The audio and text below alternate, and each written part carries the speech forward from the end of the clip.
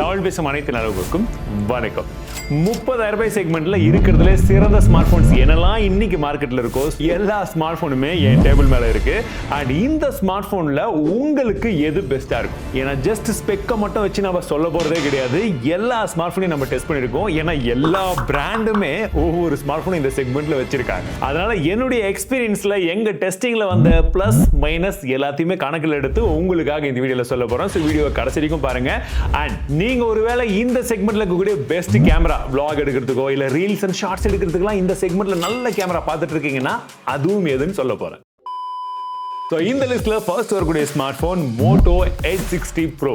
இந்த செக்மெண்ட்ல ஒரு vegan leather ஃபினிஷிங்கோட பார்க்கிறதுக்கு இந்த கலர் உங்களுக்கு ஓகே அப்படின்னா, ஆனா கையில் எடுக்கும்போது கொஞ்சம் ஸ்லிம்மான ஒரு ஸ்மார்ட் போன் மாதிரி தெரியும். ஆனா இதுல 6000 mAh ஒரு பெரிய பேட்டரி கொடுத்திருக்காங்க. 90 வாட்கான ஃபாஸ்ட் சார்ஜிங் சப்போர்ட்டும் வருது. அண்ட் IP69 ரேட்டிங்கும் இருக்கு. ஸோ பேட்டரி லைஃப் நாங்க யூஸ் பண்ண வரைக்கும் ரொம்ப நல்ல பேட்டரி லைஃப் வந்ததுன்னு சொல்லலாம். அதுக்கு காரணம் மீடியா கூடிய Dimensity 8350 எக்ஸ்ட்ரீம்னு சொல்லக்கூடிய ஒரு 4 nanometer சிப் கொஞ்சம் எஃபிஷியன்டாவே இருந்தது. ஆனா ரொம்ப அதிகமா கேம் பிளேக்கு புஷ் பண்ண முடியாது. ஒரு 60 FPS கேம்ல வருது. நீங்க அதல தாராளமா வந்து விளையாடிக்கலாம். கேமரா எப்படி இருக்குன்னு கேட்கிறவங்களுக்கு எல்லா கேமராவையும் சேர்த்து நான் கடைசியில சொல்றேன். ஆனா இந்த போனோட மிகப்பெரிய ஹைலைட் இதோட UI தான். ஹலோ UI வந்து கொடுத்திருக்காங்க. 3+4 இயர்க்கான சாஃப்ட்வேர் அப்டேட் தான். பட் AI சும்மா ரொப்பி கொடுத்திருக்காங்க. நிறைய AI நிறைய விதமா ஒர்க் ஆகுது. ஃபீச்சர்ஸ் லோடட் அப்படின்னு சொல்லலாம். அந்த அளவுக்கு இருந்தது. இன்ட்ரெஸ்டிங்கான ஒரு ஆப்ஷன். என்ன பெரிய ஹைலைட்னா, நான் போன ஜென்ரேஷன்ல இந்த எட்ஜ் 50 சீரீஸ்ல என்னெல்லாம் பிரச்சனையா சொன்னோம் அதெல்லாம் கொஞ்சம் நிவர்த்தி பண்ணி இதில் கொண்டு வந்த மாதிரி தெரியுது. ஸோ நீங்க தாராளமா செக் பண்ணி பார்க்கலாம். பட் நம்ம லிஸ்ட்ல கடைசியில் இருக்கு. இந்த லிஸ்ட்ல அடுத்ததான் வரக்கூடிய ஸ்மார்ட் போன் நிறைய பேர் சர்ப்ரைஸே ஆவீங்கன்னு நினைக்கிறேன். ஏன்னா ரொம்ப மாசத்துக்கு அப்புறம் இந்த லிஸ்ட்ல ஒரு சாம்சங் ஸ்மார்ட் போன் வருது. ஏன்னா ஒரு சைட்ல நிறைய பேர் என்ன ப்ரோ இந்த top 10 smart phone top 5 smart போன்ல சாம்சங் மொபைலே கொண்டு வர மாட்டேங்கிறீங்களே அப்படின்னு சொல்லி இந்த சைடு திட்டிட்டு இருக்கீங்க. இன்னொரு சைட்ல நீ சாம்சங் மட்டும் தூக்கி வச்சு கொண்டாடுறப்பா அப்படின்னு சொல்லி இந்த சைடுல ஒரு சில பேர் திட்டுறீங்க. ஆனா உண்மை என்ன? நல்லா இருக்கும்போது தான் நல்லா இருக்குன்னு சொல்ல முடியும். நல்லா இல்லைனா நல்லா இல்லை தான் சொல்ல முடியும். அதே போல ஸ்பான்சர்னா அது ஸ்பான்சர் வீடியோட போச்சு.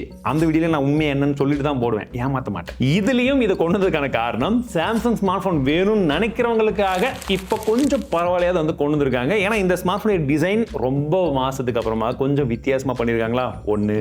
ரெண்டாவது வந்து பாத்தீங்கன்னா சாஃப்ட்வேர் இந்த செக்மெண்ட்லயே உங்களுக்கு லாங் இயர்ஸ் 6 OS அப்டேட் 6 வருஷத்துக்கான செக்யூரிட்டி அப்டேட் ப்ராமிஸ் பண்ணக்கூடிய ஒன் அண்ட் ஒன்லி போன் இதுதான். UI ரொம்பவே ரிஃபைண்டா நல்லாவே இருந்தது. போன ஜெனரேஷனை கம்பேர் பண்ணும்போது இந்த ஜெனரேஷன்ல அதை ப்ராப்பரா ஆப்டிமைஸும் பண்ணியிருந்தாங்க. ஆனா இதெல்லாம் இல்ல முக்கியமா நான் அதை ரெக்கமெண்ட் பண்றதுக்கான காரணம் Exynos 1480 ப்ராசஸர் கொடுத்திருக்காங்க அப்படின்னு நினைப்பீங்க. ஆனால் சுடலைங்க. நாங்கள் டெஸ்ட் பண்ண வரைக்கும் எல்லாத்துலேயுமே ஆப்டிமேஷன் ஓரளவுக்கு வந்து பரவாயில்ல. த்ராட்லிங் பெருசாக ஆகலை. இதுதான் எனக்கு சர்ப்ரைசிங்காக இருந்துச்சு. அதுக்காக கேமிங்கை தாறுமாறு விளையாட முடியுமான்னு நினைக்காதீங்க. கேமிங்காகலாம் இதை ப்ரிஃபர் பண்ணக்கூடாது. நீங்கள் ஒரு சாம்சங் லவராக இருக்கீங்க, ஃபோட்டோஸ் ஓரளவுக்கு வரணும், ஒரு நல்ல டிஸ்பிளே பார்க்கறதுக்கு இந்த டிசைன் உங்களுக்கு பிடிச்சிருக்கு, லாங் டைமுக்கு சாஃப்ட்வேர் சப்போர்ட் வேணும் இந்த பிராண்டிங்கோட சேர்த்து அப்படின்னா மட்டும் இதை பாரு. இல்லை இந்த செக்மெண்ட்ல கொஞ்சம் வித்தியாசமா இருக்கணும், இந்த செக்மெண்ட் மட்டும் கிடையாது, எந்த செக்மெண்ட்டாக இருந்தாலும் இந்த பிராண்டுனாவே வித்தியாசம் தான். உங்களுக்கே தெரியும். ஒண்ணுமில்லை. எஸ், காலங்காலமா அதே கிரிஞ்சி காமெடி, இதே நத்திங் தான். ஸோ நத்திங் இப்போ ரீசெண்டாக லான்ச் பண்ண இந்த 3A Pro processor 7S Gen 3 தான். கம்பேரிட்டிவ்லி கொஞ்சம் அண்டர் பவர் மாதிரி தெரியும். But day to day task, power efficiency இது எல்லாத்துக்குமே நல்லாவே இருந்தது. எங்களுக்கு எந்த ஒரு லேக் எதுவுமே வந்து ஃபீல் ஆகலை. கேமிங் கூட வந்து பார்த்தீங்கன்னா மாடரேட்டான கேமிங் எக்ஸ்பீரியன்ஸ்க்கு ஓகே. ஆனால் BGMல 120 FPSக்கான சப்போர்ட் இருக்கு. லோடு ஓரளவுக்கு இழுத்துரும். பட் கண்டினியூஸாக ரொம்ப ஹை பர்ஃபார்மன்ஸாக புஷ் பண்ண முடியாது. ஓகேங்களா? அதுக்காக தான் கேமிங் அந்த மாதிரி சொன்னேன். மற்றபடி இந்த ஃபோனுடைய லுக்ஸ் அது உங்களுக்கு பிடிச்சிருக்கான்னு பாருங்க. கொஞ்சம் வித்தியாசத்துலையும் வித்தியாசம்னா இந்த ஃபோன் தான். மற்றபடி UI ஒரு நத்திங் உடைய ஒரு ஃபிளாட்டான ஒரு ஒன்றுமே இல்லைன்னு சொல்லலாம். பேருக்கு ஏற்ற மாதிரி ப்ளோட்டர்ஸ் கிடையாது, ஏகப்பட்ட கஸ்டமைசேஷன் கிடையாது. பட் இருக்கிற கஸ்டமைசேஷன் ரொம்பவே நல்லா இருக்கும். கூடவே கொஞ்சம் பக்கும் இருக்கும். ஏன்னா அந்த 120 FPSக்கான BGMI சப்போர்ட்டை இனிஷியலா இருந்துச்சு. அதுக்கப்புறம் ஒரு அப்டேட்ல தூக்குனாங்க, திரும்ப ஒரு அப்டேட்ல கொடுத்தாங்க. கேமராவுமே ஸ்டார்டிங்ல ஒரு மாதிரி இருந்துச்சு, அதுக்கப்புறம் ஒரு மாதிரி இருந்துச்சு. இப்போ எப்படி இருக்குன்றத கடைசியில நான் சொல்றேன். இந்த எசென்ஷியல் ஸ்பேஸ் கீன்னு சொல்லி ஒரு கீயை கொடுத்துருக்காங்க. அது எதுக்காக இருக்குதுன்னு இன்னும் நாங்கள் யூஸ் பண்ணியே பார்க்கல. அதாவது யூஸ் பண்ணியிருக்கோம், ஆனால் அது யூஸபிளாக இல்லை.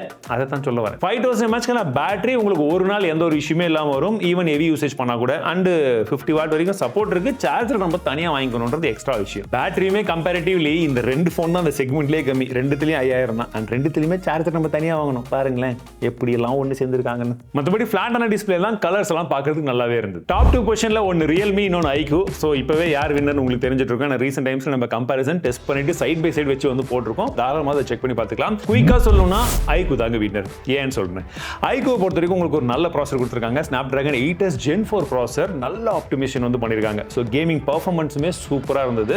இவங்களுடைய யூஐலையுமே கேமிங்காக கொடுத்துருக்க விஷயங்கள் நல்லா இருக்கு.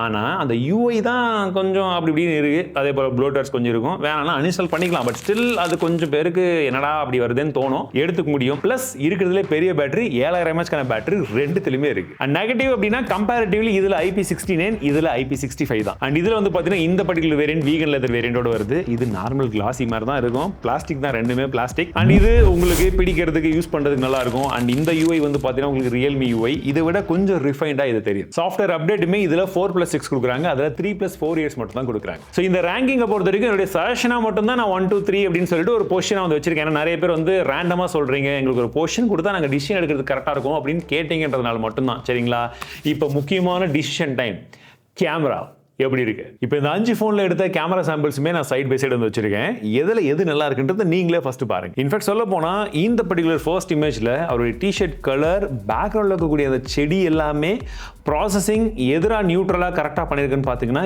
எதுவுமே கிடையாது. ஓரளவுக்கு பார்க்கறதுக்கு நல்லா இருக்கிறதுனா iQOO Neo 10 கொஞ்சம் நல்லா இருக்கு, Realme GT 70 கொஞ்சம் நல்லா இருக்கு.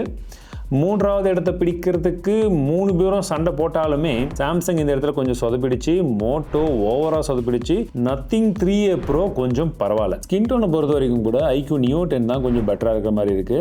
சரி, பொக்கே ஷாட் எதில் நல்லா இருக்குன்றத பார்க்கும் போதே உங்களுக்கு டிஃபரன்ஸ் நல்லாவே தெரியும். பின் பார்க்கக்கூடிய அந்த கம்பி Realme GT 70ல இல்லவே இல்லை. F56ல கொஞ்சம் பரவாயில்லன்னு சொல்லலாம். ஆனால் iQOO Neo 10ல கொஞ்சம் பெட்டராகவே ப்ராசஸ் பண்ணியிருக்கு. ஆனால் என்னென்னா iQOO Neo 10 மற்றதை விட கொஞ்சம் பெட்டராக இருந்தாலுமே சேச்சுரேஷன் அதுலேயுமே கொஞ்சம் அதிகமாக தான் இருக்குது. திங் 3A ப்ரோவும் வந்து கொஞ்சம் பரவாயில்ல. பட் இதை ஜூம் பண்ணி பார்க்கும்போது ஸ்கின் டோன் எனக்கு iQOO மற்றும் சாம்சங்கில் கொஞ்சம் பெட்டராக இருக்குது, க்ளோஸ் டு நேச்சராகவும் இருக்குது. ஷேடோவில் டார்க் ஷர்ட்டில் எடுத்த அந்த இமேஜை பார்க்கும்போது எனக்கு iQOO நல்லா இருக்குது, மோட்டோ இந்த இடத்துல கொஞ்சம் பெட்டராக பண்ணியிருக்கு. மூணாவது இடத்துல சாம்சங் கொஞ்சம் பரவாயில்ல. ஆனால் சாம்சங் மூணாவது இடத்துக்கு வந்ததுக்கான காரணம் பார்த்தீங்கன்னா ஃப்ரண்ட்டில் ஸ்கின் டோன் டிஷர்ட்லாம் கூட பரவாயில்ல, பின்பக்கம் பாருங்கள் அந்த செடியெல்லாம் ஏஸ் எஃபெக்டாக இருக்குது, கொஞ்சம் ஹியூ வந்து அதிகமாக இருக்குது, கலர்ஸ் எல்லாம் கொஞ்சம் மிஸ்மேட்ச் ஆயிருக்கு. ரியல்மியும் நத்திங் மொத்தமாக சொதப்பிடுச்சு, Realme 4th இடத்துல இருக்கு. அந்த போர்ட்ரேட் ஷாட்ல கூட நமக்கு டைனமிக் ரேஞ்ச் எல்லாம் ஓரளவுக்கு பேலன்ஸ் பண்ணிருக்குதுன்னு பார்த்தா H60 Pro ஓரளவுக்கு பரவாயில்ல, iQOO Neo 10 பரவாயில்லைங்க. சாம்சங் பின்பக்கம் ரொம்பவே வந்து சொதப்பிடுச்சு, Realme இது நல்லா பெயிண்டிங் மாதிரி போயிடுச்சு. நத்திங் வந்து பார்த்தீங்கன்னா அந்த ஹெட் டிரெக்ஷன்லாம் ஓரளவுக்கு வந்து சொதப்பின மாதிரி வந்து தெரியுது. இது கொஞ்சம் ரொம்ப கன்ஃபியூசிங்காக தான் இருக்குது. பட் இருந்தாலும் க்ளோஸ் டு நேச்சர் ஓரளவுக்கு பரவாயில்லன்றது சாம்சங் F56 கொஞ்சம் நல்லா இருக்குது.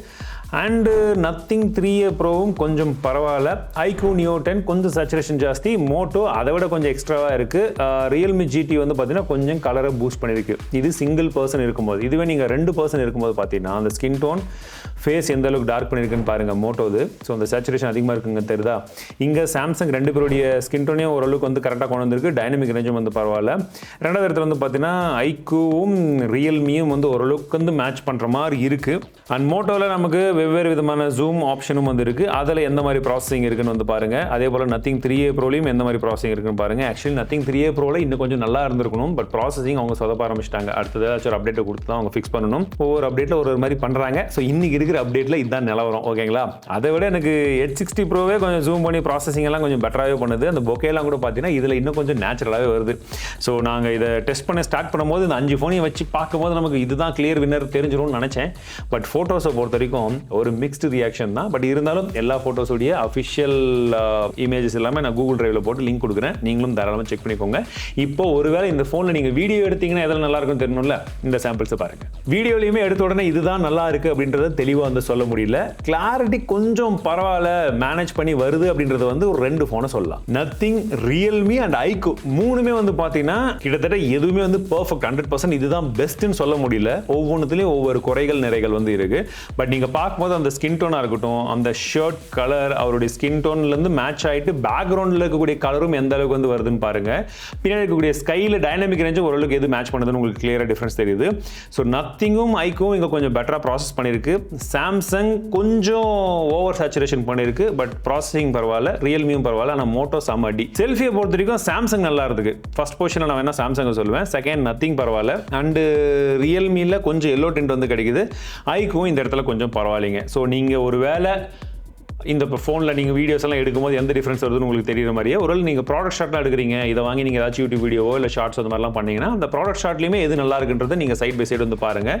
நியூட்ரல் கலர்ஸ் அப்படின்றது எதில் இருக்குது அண்டு கொஞ்சம் ஆரஞ்ச் டோன் எதில் இருக்குன்றது உங்களுக்கு கிளியர் விசிபிளாக இருக்கும். ஓவராலாக இந்த பர்டிகுலர் ஸ்மார்ட் ஃபோனுடைய லிஸ்டிங்கை பொறுத்த வரைக்கும் எதெல்லாம் ப்ளஸில் இருக்குது மைனஸ் இருக்குது அப்படின்னு என்னுடைய ஒப்பீனியன் நான் சொல்லிட்டேன். இப்போ உங்களுக்கு எந்த ப்ளஸ் பிடிச்சிருக்கு, எந்த மைனஸ் நமக்கு வேணாம்னு நினைக்கிறீங்களோ அதை பொறுத்து நீங்கள் தாராளமாக வந்து செலக்ட் பண்ணிக்கலாம். ஃப்ளிப்கார்ட்டில் வாங்குற மாதிரி இருந்தால் இங்கே ப்ராடக்ட் லிங்க் பண்ணுறேன், இல்லை நீங்கள் அமேசானில் இருக்கக்கூடிய ப்ராடக்ட் ஸ்டாட்ஸ் பார்க்குறதா இருந்தீங்கன்னா டிஸ்கிரிப்ஷனில் லிங்க் கொடுத்துருப்பேன், நீங்கள் தாராளமாக செக் பண்ணிக்கோங்க.